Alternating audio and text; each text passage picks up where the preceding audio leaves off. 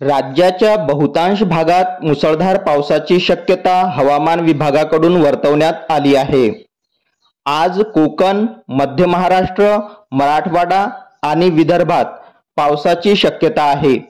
काही भागात विजांच्या कडकडाटासह मुसळधार पाऊस पडू शकतो, तर काही भागात वादळी वारेही वाहण्याची शक्यता आहे।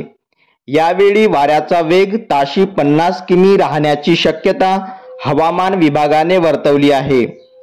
आज हवामान विभागाने मुंबई, ठाणे, पालघर, रायगड या जिल्ह्यांमध्ये मुसळधार पावसाचा अंदाज वर्तवण्यात आला आहे।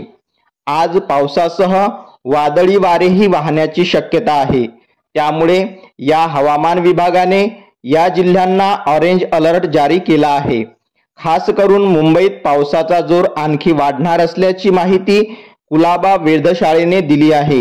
गेल्या काही दिवसापासून सुरू असलेल्या पावसामुळे मुंबईतील तापमानातही घट झाली आहे।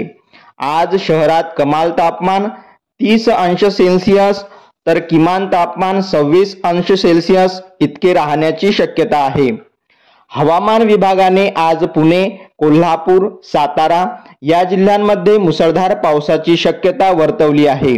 आज सकाळी पुण्यात ढगाळ वातावरण राहण्याची शक्यता असून दुपारी आणि सायंकाळी शहरात पावसाची शक्यता आहे, अशी माहिती पुणे वेधशाळेने दिली आहे। विदर्भात मान्सून उशिरा दाखल झाला आहे, मात्र आता या भागात पावसाला सुरुवात झाली आहे।